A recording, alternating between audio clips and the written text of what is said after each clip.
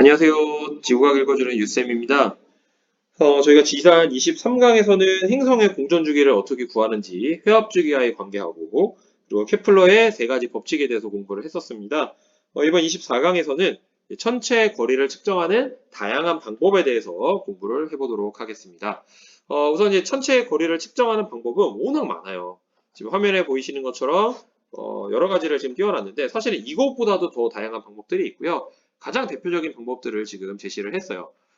위에서부터 아래로 갈수록 그 천체까지의 거리가 멀 때 측정하는 방법이고요. 일단 태양계 내에서는 AU 단위 정도로 우리가 볼 수 있는 것에서는 레이더를 측정하거나, 그러니까 직접 뭐 팔을 쏴가지고 측정을 하거나, 아니면 내행성 같은 경우에는 최대 이각을 이용해서 계산을 했었고요. 그 다음에 이제 좀 가까운 별들, 얘는 연주 시차를 측정을 했었습니다. 그래서 내행성의 최대 이각을 이용하는 거는 우리가 지난 강의에서 이미 봤고요. 연주 시차를 측정해서 계산하는 거는 저희가 중학교 때 하는 내용이에요. 그리고 이제 세 번째 나와 있는 게 은하 내에 있는 어떤 성단, 성단을 이용하는 거는 주계열 맞추기 이런 방법인데 이거는 우리가 뒤에서 자세하게 이제 배우고요. 그다음에 세페이드 변광성을 이용해서는 주기 광도 관계를 통해서 선체의 거리를 재는데 이것도 자세하게 다루도록 하겠습니다. 그다음에 타입 1A 초신성은요. 같은 타입의 초신성은 최대 강도가 동일하다는 걸 이용을 해서 사실은 이제 거리 지수를 구하게 되는 그런 방법인데 요거는 배우지는 않았지만 저희 교육과정상에서 다뤄야 되는 내용은 아니라서 제가 이번 강의에서는 맨 뒤에 아주 간략하게 소개만 좀 드리고요. 그 다음에 이제 허블 법칙을 이용해서 하는 거는 우리가 지구과학 1에서 했었습니다. 허블 거리를 이용하는 거. 그래서 그렇게 다양하게 우리가 측정을 하고 있다라는 거고요. 같은 내용들을 조금 보기 좋게 그림으로 된 거를 잠깐 보여드릴게요. 뭐 같은 내용이기 때문에 보고 넘어가겠습니다. 자, 그러면 이제 연주 시차를 측정하는 거는 저희가 중학교 때 이미 했는데 그래도 한 번쯤은 확인을 하고 넘어가야겠죠. 그래서 다시 한번 보도록 하겠습니다. 이 그림상에서 지구가 지금 태양을 공전을 하고 있고요. 태양에서 별까지 거리를 d라고 할 때 지구, 별, 태양 사이의 각을 p라고 주어져 있습니다. 이 p가 바로 연주 시차가 되는 거죠. 그리고 지구가 한 바퀴 돌면서 서로 다른 위치에서 하게 되는 이 전체 각을 우리는 시차라고 부르고요. 그 시차의 반을 우리는 연주 시차라고 부릅니다. 이 연주 시차를 보게 되면은 이 삼각형이 있기 때문에 우리가 이야기를 할 수 있는데 지구하고 태양 사이의 거리가 1AU라는 것을 이용을 하죠. 그래서 탄젠트 P는 D분의 1이 되는 거죠. 그래서 우리가 이런 관계식을 쓸 수가 있어요. 자, 근데 이제 탄젠트 P라고 쓰는 게 D분의 1인데 문제는 이 P 값이 시차 값이 워낙 작습니다. 엄청 작아요. 그러면 탄젠트 함수는 각도가 작으면 근사값으로 했을 때 그 각도가 그대로 나옵니다. 다만 이제 우리가 단위를 맞추기 위해서는 라디안 단위로 튀어나와야 되겠죠? 왜냐면 이 D분의 1이라는 건 D, 거리도 AU 단위고요. 태양과 지구 사이 거리도 1AU이기 때문에 이렇게 AU해야 단위가 없어지잖아요. 그래서 라디안, 무차원의 단위를 써야지 이게 단위가 맞아요. 이런 관계식을 우리가 만들어낼 수가 있습니다. 그러니까 우리가 바꾸면 어떻게 되죠? D는요, P분의 1이 되는 거예요. 그래서 이런 식으로 우리가 바꿀 수가 있는 거고요. 자, 그런데 이제 문제는 뭐냐 되면은 이렇게 우리가 썼을 때 거리를 AU 단위로 쓰게 되면은 사실 숫자가 너무 커져 버리는 문제가 생기는 거고요. 더 중요한 거는 우리가 시차를 측정할 때는 각도로 하기 때문에 라디안으로 보통 측정하기보다는 도분초 단위로 측정하는 게 훨씬 더 자연스럽습니다. 그래서 우리가 이거 두 가지 상황이 있기 때문에 새로운 단위를 하나 만들었어요. 어떻게? 시차의 단위를 초로 표현을 하게 되면은 그때도 똑같이 D로 쓸 수가 있는데 이렇게 해서 나오는 숫자에는 파색이라는 단위를 붙이게 됐습니다. 그래서 파색이라는 단위를 새로 만들었어요. 그러니까 1파색이라는 건 뭐다? 어떤 천체까지의 거리가 1초일 때의 거리를 1파색으로 우리가 삼기로 약속을 했습니다. 자, 그래서 이제 관계식을 보면은 1파색은 몇 AU다? 206265AU입니다. 자, 이 숫자 외워야 될까요? 네. 의무는 아니지만 알아두면 불편하진 않아요. 혹시라도 활용하기 편할 수가 있습니다. 그렇지만 뭐 나는 너무 복잡해서 싫어. 그러면 반드시 외워야 되는 건 아니에요. 하지만 뭐는 알아야 된다? 파색이 AU보다는 훨씬 더 단위가 큰 거다라는 거. 그래서 파색이 훨씬 더 멀리까지를 숫자 1로 정의를 한 겁니다. 1AU보다 1파색이 훨씬 큰 거예요. 그거는 알아야 된다는 거죠. 정확한 숫자는 몰라도. 그리고 이제 중학교 때 했지만 다시 한번 강조하면 1파색은 3.26 광년이다. LY는 광년입니다.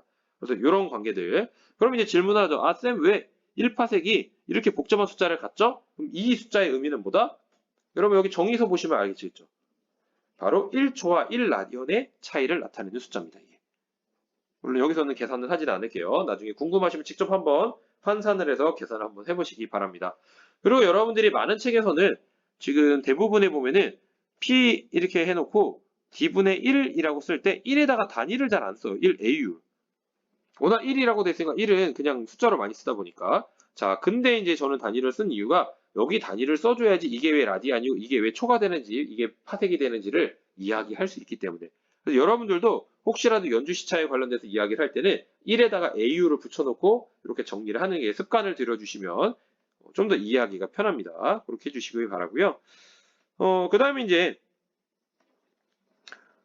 또 다른 방법이 있죠. 거리를 측정하는 또 다른 방법은 바로 거리 지수를 이용하는 방법이 있습니다. 근데 우리가 이제 거리 지수가 뭔지 안 했죠. 근데 이 거리 지수를 이용하는 방법은 아까 표에서 안 나왔죠. 근데 이 거리 지수를 이용하는 방법은 사실은 아까 표에서 나와 있는 방법의 기본이 되는 방법이에요. 무슨 소리냐면은 주기열 맞춤구이법도 그렇고요. 주기 강도 관계를 이용하는 방법도 그렇고 초신성을 이용하는 방법도 그렇고요. 각각의 이용하는 방법은 다르지만 결국 궁극적으로 나타나는 방법은 뭐냐면 겉보기 등급과 절대 등급의 차이를 이용해 갖고 거리를 재는 겁니다. 겉보기 등급과 절대 등급의 차이를 우리는 거리 지수라고 불러요. 그래서 이 세 가지 방법을 우리가 이야기하기 전에 기본이 되는 원리인 거리 지수를 나타내는 그 식을 한번 만들어 보도록 하겠습니다. 자, 그러면 이제 요거부터 시작을 해보죠. 뭐부터 시작하냐면 포그슨 방정식부터 만들어 볼게요. 저의 강의에서는 지구과학 1에서 포그슨 방정식 만든 것까지는 했어요. 왜냐면 거기에서 이것들을 활용하기 위해서 했는데 교육과정상에서는 지구과학 1 책에 그 수식이 또 안 나와요. 로그가 있기 때문에. 그러니까 지구과학 2를 보는 사람도 있으니까 다시 한번 이야기하겠습니다. 자, 히파르코스는 육안으로 볼 때 갈당, 밝은 별의 1등성, 어두운 별의 6등성으로 정의하기로 했어요. 이건 중3 때 나오는 거죠. 근데 나중에 관측을 해봤더니 놀라운 사실 1등성과 6등성의 밝기가 정확하게 100배 차이가 나는 거죠. 그러니까 6등성과 1등성은 5등급 차이가 나는 거예요. 그러니까 5등급 차이가 나는 별이 밝기가 100배가 차이 난다 해서 이렇게 식으로 쓸 수 있습니다. x 5승은 100이다. 이때 x는 뭘 뜻하죠? 한 등급 차이가 날 때의 밝기비입니다. 그러니까 이 한 등급 차이가 날 때의 밝기비를 5번 곱해주면 5등급 차이가 나는 거죠. 그래서 그게 100배 차이 난다. 이렇게 해서 우리가 히파르코스의 정의와 관측 결과를 종합을 해서 관계식을 만들어낸 거예요. 그러면 이렇게 쓰게 되면요. 우리는 이런 결론이 나올 수 있죠. 그냥 x의 5승이 100이니까 x는 어떻게 된다? 100의 5분의 1승이에요. 이거 계산하면 2.512 정도가 되죠. 그래서 약 2.5배 차이가 난다라고 우리는 이야기합니다. 그 다음에 2.5등급 차이에는 약 100배라고 되어 있는데 사실은 이 약을 지우고 약 100배가 약 10배라고 되어 있는데 약을 지우고 그냥 10배 밝기 차이예요. 왜냐하면 5등급 차이 날 때 100배 차이 나죠. 그럼 요 x의 5승을 바꿔볼게요. 요거는 결국 뭐예요? x의 2.5승의 전체 제곱이잖아요. 근데 아까 x 5승이 100배 차이 났죠? 그러니까 결과적으로 x의 2.5승은 몇 배 차이 나죠? 10배 차이 납니다. 그러니까 지금 1등급 차이에는 약 2.5배가 맞고요. 2.5등급 차이에는 약이 아니라 그냥 10배 차이가 나는 거예요. 그래서 이런 관계가 있다. 자, 그러면 이제 포그슨 방정식을 만들어 볼게요. 자, 포그슨 방정식을 만들어 보면 이제 이렇게 쓸 수가 있죠. 왜? m은 등급이에요. 그래서 두 등급을 뺐는데 5분의 1을 곱해주면은 5등급 차이가 나면은 5분의 1을 곱해주면은 지수가 1이 되죠. 그럼 100배 차이 나는 겁니다. 그럼 1등성이 6등성보다 밝기가 100배 밝다는 사실 이용해서 만든 거예요. 그러면 이제 전개해 나가겠습니다. 자, 양변에 로그를 취해요.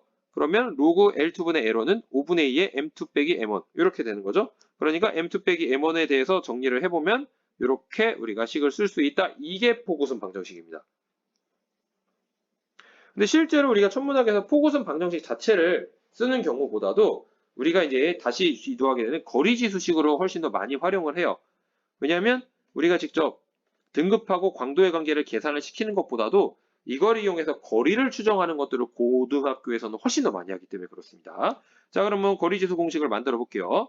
자, M2를 라지 M 이렇게 썼는데 이거 절대 등급이고요. 이게 절대 등급. 그 다음에 스몰 m이 겉보기 등급이고요. 그 다음에 라지 L이 광도, 스몰 L이 플럭스입니다. 플럭스. 그래서 이 경우를 우리가 적용을 해서 보고선 방정식으로부터 만들어 보자라고 하면 그대로 이제 일단 대입을 하면 이렇게 써지죠.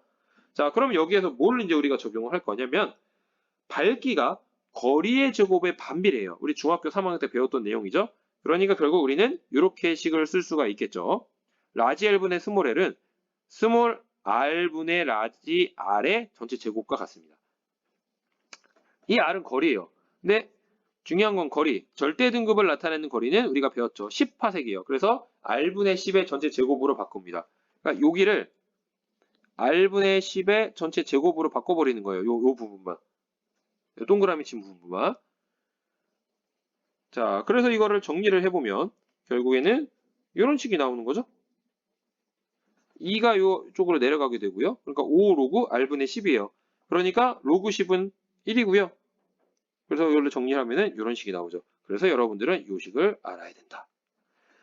스몰 m분의 라지 m은 5 로그 R 빼기 5. 스몰 m은 겉보기 등급, 라지 m은 절대 등급, R은 거리입니다.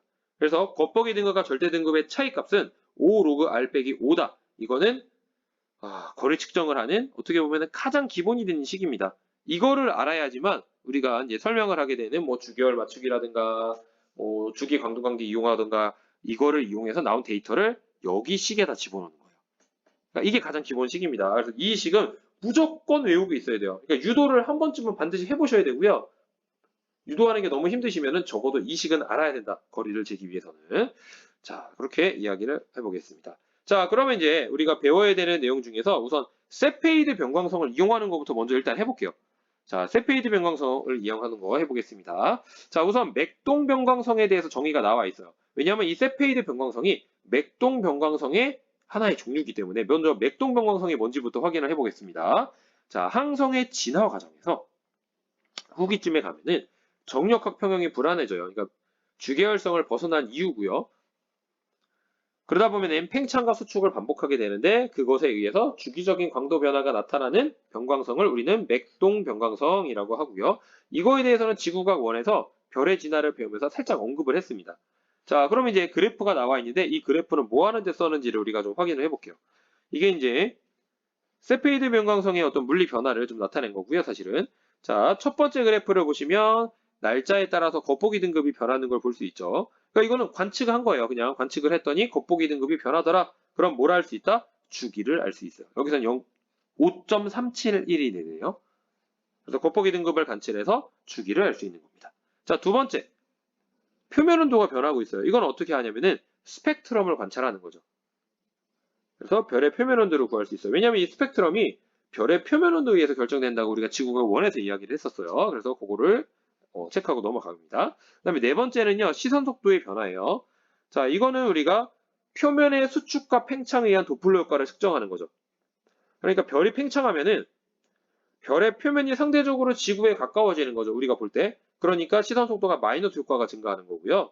별이 수축하게 되면요. 이게 지구로부터 상대적으로 좀 멀어지죠. 그러니까 플러스 효과가 증가하는 겁니다. 그래서 이거를 이용을 하게 되면은 도플러 효과를 측정을 해서 시선 속도 변화를 알 수 있는 거예요. 그러면 이걸 통해서 뭘 해석하느냐? 바로 별의 크기를 추정하는 거죠. 그러니까 시선 속도는 직접 측정을 한 거고요. 도플러 효과. 그래서 그걸 통해서 별의 크기 변화를 얘기할 수 있다. 그러니까 네 번째 그래프를 얻어서 세 번째 그래프를 만들어낼 수 있다. 이렇게 우리가 이야기를 할 수가 있습니다. 자, 그래서 오른쪽 그래프를 보면 우리는 뭘 얘기할 거냐면은 크기가 변해요. 크기가 변하는데 이 절대 등급이니까 밝기죠. 핀트가 맞지 않는다는 거예요. 자, 절대 등급이 가장 큰 거죠. 절대 등급이 가장 큰 거니까 어두운 경우고요. 절대 등급이 가장 작으니까 밝은 경우예요. 근데 봤더니 각각의 경우 모두 뭐예요? 커지거나 줄어들고 있는 중간쯤에 가장 어둡거나 밝죠. 크기로 보면은 가장 클 때는요. 어떻게 돼요? 중간이에요. 절대 등급이 변하는 중간이고요. 크기가 가장 작을 때도 중간입니다. 그래서 이렇게 핀트가 맞지 않는다는 것을 잠깐 보여주는 겁니다. 이유는 뭐겠어요? 밝기는 뭐랑 관련이 있죠? 광도. 4파이 r 제곱에 시그마 t 4승. 우리가 지구과학 1에서 배웠던 그 식이죠? 그러니까 광도는 크기와 표면 온도 두 가지가 복합적으로 작용해서 정해지기 때문에 지금 얘네들은 어때요? 맥동변광성은 크기도 변하지만 표면 온도도 변하고 있어요. 그러니까 두 가지가 변하는 양상이 종합으로 나타나기 때문에 이렇게 핀트가 맞지 않는다는 겁니다.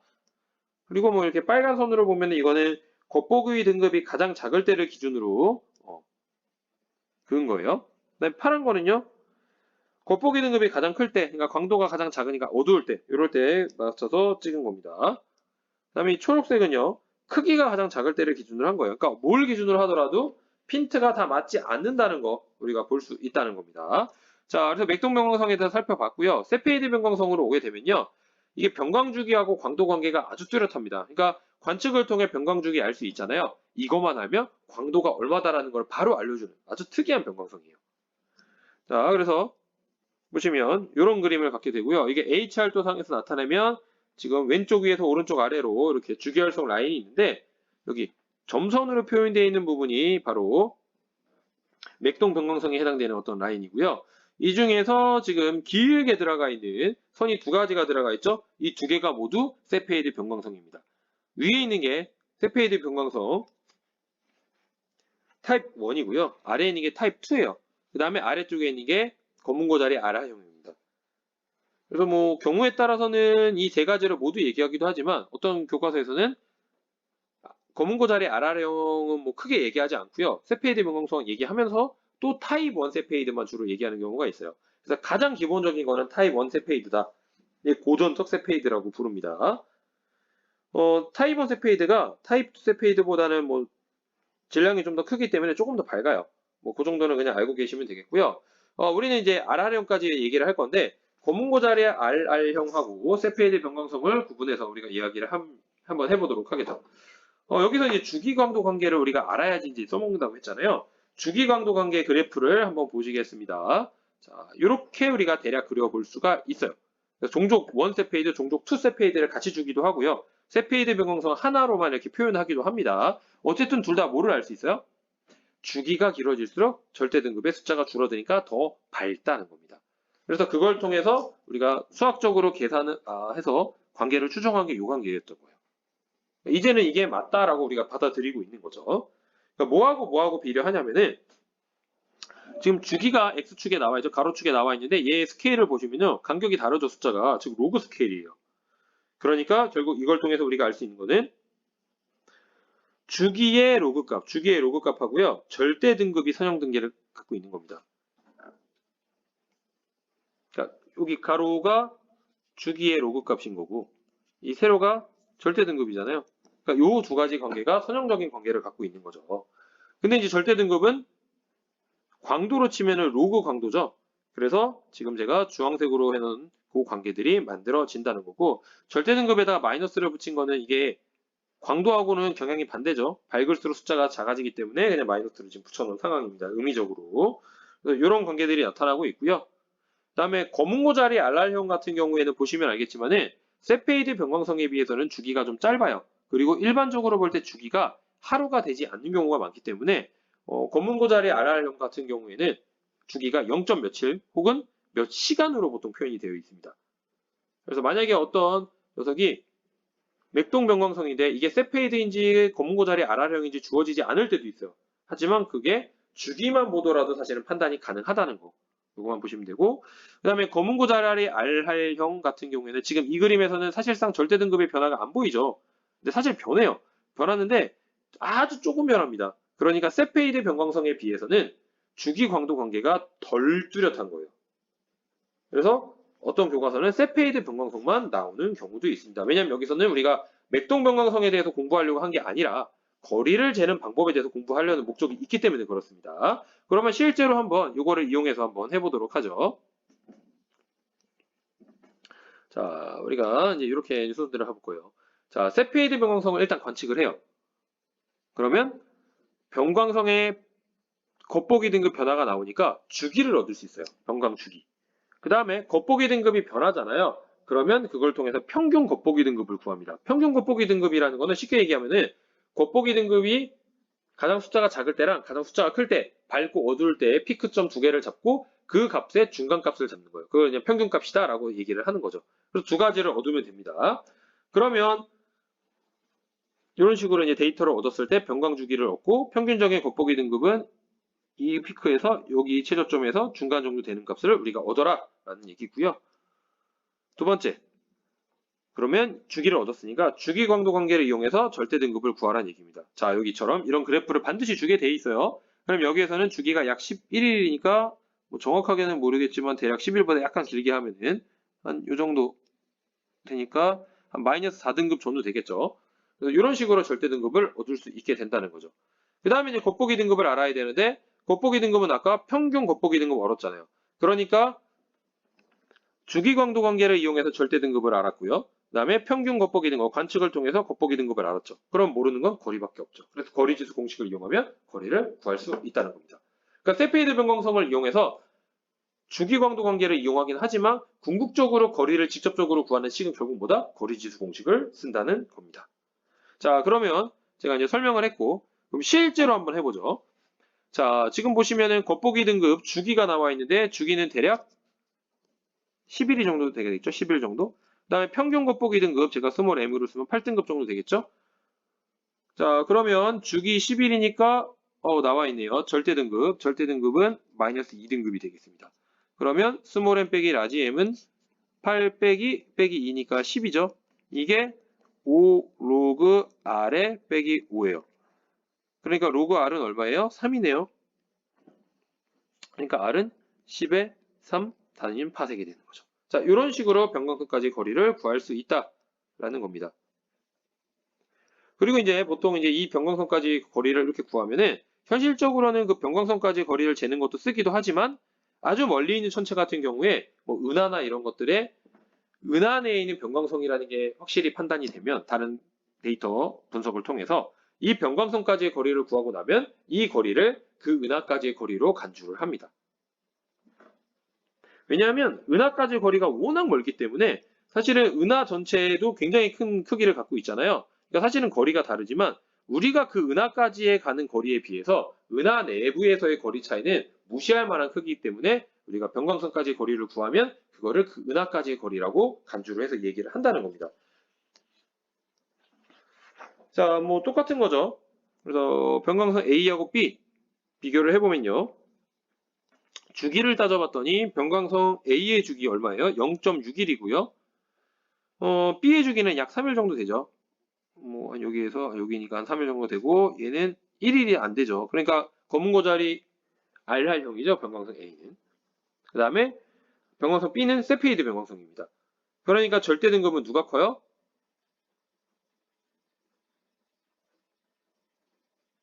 검은 고자리가 훨씬 더 큰 거죠. 검은 고자리가 숫자 자체는 더 크니까. 그럼 광도는 B가 더 밝은 겁니다.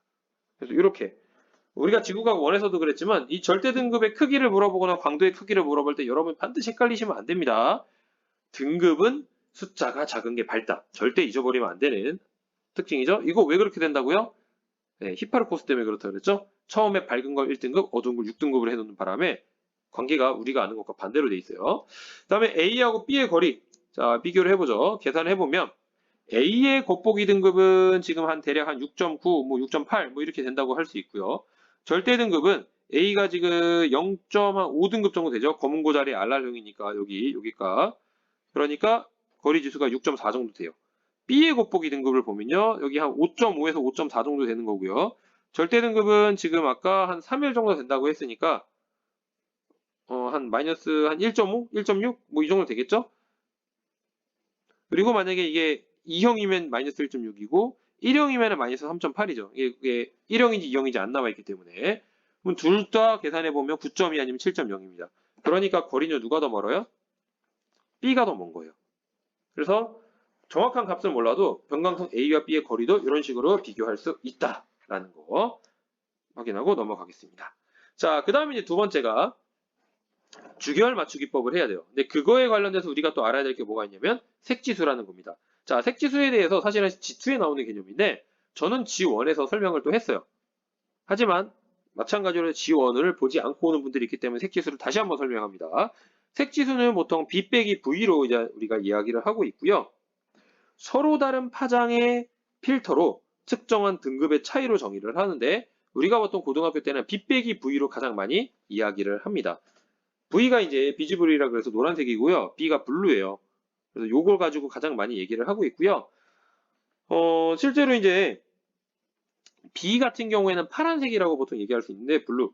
근데 파란색을 띠고 있는 거 우리가 연속적인 색깔별을 생각을 하면요.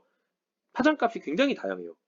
그런데 여기 써 있는 배가의 B 빼기 V가 0이 되도록 결정을 했다는 게 무슨 말이냐면은 파란색을 파장을 결정을 할 때 배가의 B 빼기 V를 구했을 때 이게 0이 되도록 파장의 값을 정했다는 겁니다. 그러니까 다른 말로 하면 배가의 표면 온도가 1000K거든요. 1000K. 그러니까 표면 온도가 1000K인 별에 B 빼기 V가 0이라는 의미입니다. 그래서 B하고 V라고 얘기하는 건 B 필터로 본 등급값. V는 V 필터로 본 등급값입니다. 그래서 아까 얘기한 것처럼 배가가 1000K인데 얘가 0이 되게끔 중심 파장을 정해놓고 있다. 참고로 태양은 5800K인데 0.62 정도가 됩니다. 자, 그럼 왜 얘가 0.62가 되는지를 한번 볼게요. 자, 우리가 이렇게 얘기할 수 있어요. 여기서 지금 별 A가 고온인데 고온이라고 한 거는 1000K보다 큰 별이고요. 표면 온도가. 저온이라고 한 거는 1000K보다 작은 별이에요. 자, 그러면 이제 그래프를 그려보면요. 1000K보다 큰 별은 이렇습니다. 그 다음에 1000K보다 작은 별은 이런데 중요한 거는 B 필터하고 V 필터의 파장값이 정해져 있어요. 그때 고온인 1000K보다 더 표면 온도가 큰 별은요. B 필터로 봤을 때가 더 밝게 보여요. 근데 1000K보다 작은 별은요. V 필터로 봤을 때 더 밝아 보입니다. 자, 그러니까 우리가 요걸 가지고 우리가 이야기를 해보면 대략 값을 읽었다라고 해볼게요. 그럼 A는요, B 등급이 0.57, V는 마이너스 0.57, V는 마이너스 0.16입니다. 그래서 색지수 B 빼기 V를 구하면 마이너스 0.41이 되고요. B는요, 각각의 값을 읽으면 각각 0.64, 0.44라서 0.20이 돼요. 그랬더니 색지수는 누가 크다? B가 큰 겁니다. B가 커요. A보다 B가 크죠. 근데 이제 중요한 건 뭐냐면, 이 부호인데, A는 표면 온도가 1000K보다 높다 그랬죠. 1000K보다 높은 별은요, 색지수가 마이너스가 나옵니다. 왜 마이너스가 나오냐? 이 B 빼기 V가 0이 되게끔 정해놨다고 했잖아요. 표면 온도 1000K인 별이. 근데 표면 온도가 그거보다 높으면요, 더 고온. 그러니까 파장이 상대적으로 더 짧은 곳에서 많은 에너지를 방출을 합니다. 그럼 에너지를 더 많이 방출한다는 거는 그만큼 밝다. 그 말은 숫자가 더 작다라는 의미가 되는 거죠. 그러니까 B의 값이 더 작아지는 거예요. 그러니까 음수로 나오는 거죠. 자, B, 별 B 같은 경우에는 1000K보다 온도가 낮아요. 그러면 이 경우에는요, V 필터로 봤을 때가 더 밝습니다. 그러니까 등급으로 치면은 B 등급이 V 등급보다 숫자가 크겠죠? 그래서 양수가 나오는 거예요. 그래서 1000K를 기준으로 표면 온도가 더 높다, 색지수 마이너스, 표면 온도가 더 낮다, 색지수 플러스입니다. 그럼 이걸 일반화시키면요. 우리가 색지수만 비교했을 때 값이 크면 클수록 뭐다? 표면 온도가 낮은 별이라는 걸 알 수 있습니다. 그래서 색지수를 우리가 활용을 한다라는 거예요. 그래서 실제로 분광항에 따라서 이제 표면 온도 색지수를 보여주는 거고요. 이런 성질들이 있다. 자, 그 다음에 이제 우리가 성단의 주결 맞추기법을 할 거라서 성단에 대해서 다시 한번 이야기할게요. 근데 이 성단에 대해서는 계속 나와요. 이거 중3 때 배운 거거든요. 지구과학 1에서도 소개했어요. 근데 지구과학 2에서도 주결 맞추기법을 소개를 합니다. 구상성단과 상계성단을 비교하면 훨씬 더 구상성단이 더 많은 별이 있고요.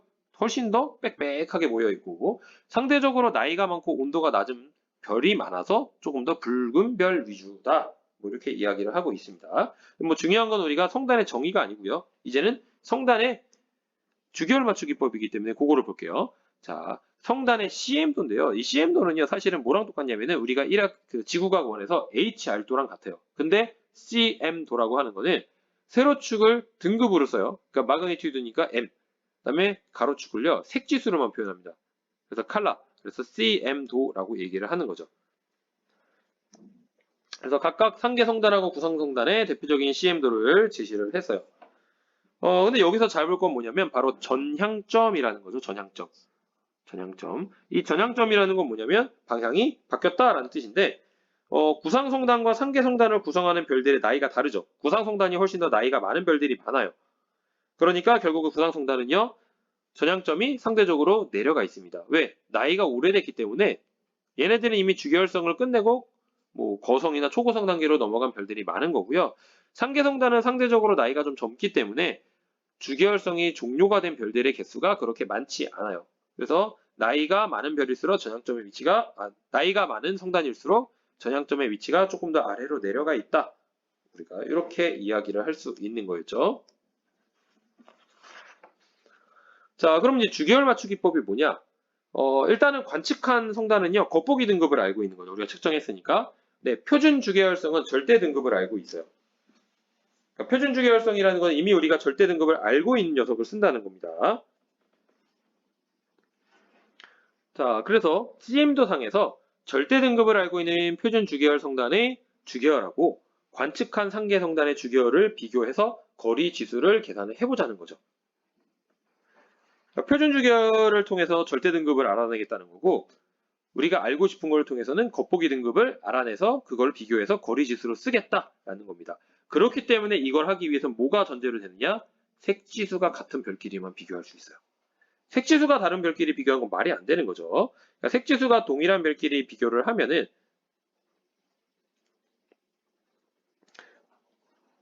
우리가 거리지수를 얻을 수 있게 된다는 겁니다. 이유는 뭐냐면 색지수가 같은 표준 주계열성의 절대 등급은요. 결국 성단을 이루는 주계열성의 절대 등급이라고 우리가 이야기할 수 있기 때문에 가능한 거예요. 이건 우리가 주계열성에서만 얘기할 수 있는 거죠. 우리가 지구가 원에서 별의 진화에서 얘기했었어요. 주계열성. 자, 뭐였죠? 우리가 지금 계속 색지수 하고 있는데 이 경향이 있기 때문에 표면 온도가 같으면요. 등급이 같아요. 크기가 거기서 결정이 되거든요. 그래서 그런 특징들이 있다 보니까 이 얘기를 할 수 있다. 그러니까 주계열 맞추기법은 어디서 한다? 성단에서만 쓸 건데 성단 중에서도 주계열성만 갖고 하는 겁니다. 그러니까 성단의 그 CM들을 보면은 막 거성이나 저기 초고성 단계로 넘어간 애들이 있어요. 근데 걔네를 가지고 하는 거는 부정확해진다는 거예요. 기본적으로 이걸 하고 있는 방법의 가정이 주계열성인 경우에만 잘 맞아 떨어지기 때문에 그래서 주계열성만 갖고 동일한 색주수인 별끼리 비교를 해야 한다라는 게 기본적인 가정입니다. 그래서 표준 주계열성하고 관측한 성단의 주계열성인데 각각의 별들이 많이 있겠죠? 근데 색지수가 같은 별을 찾아가지고요.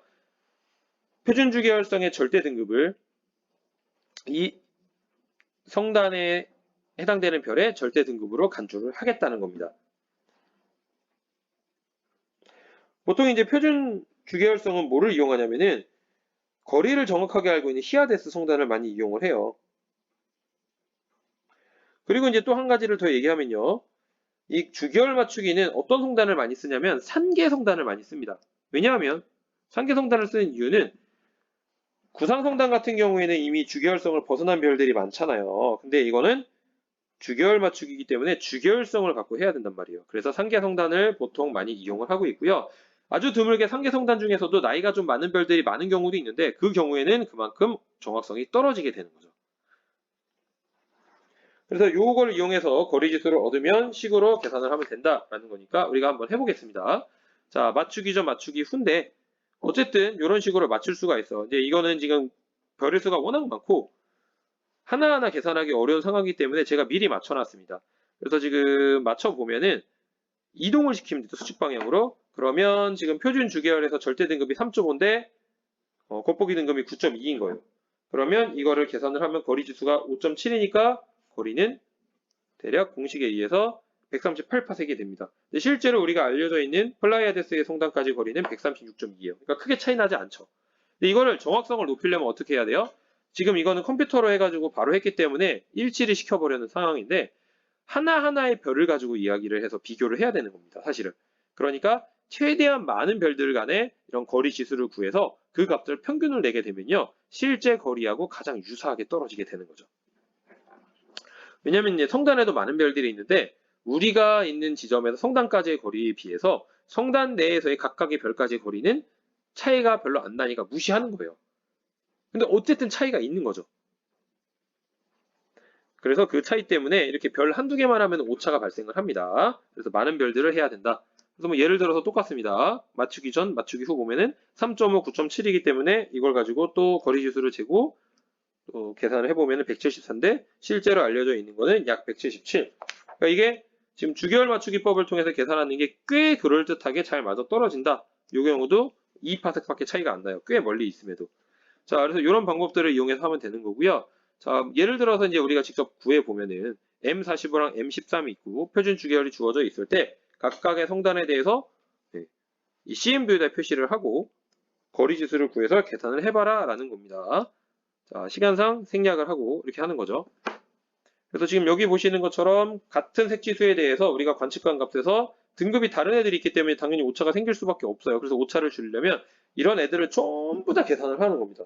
그래서 어쩔 수 없이 이제 통계학적으로 근사를 하기 위해서 값을 평균 내는 수밖에 없다는 거예요. 지금 예를 들어서 지금 화살표 표시된 것만 구하면 거리지수가 6이니까 158.5고요.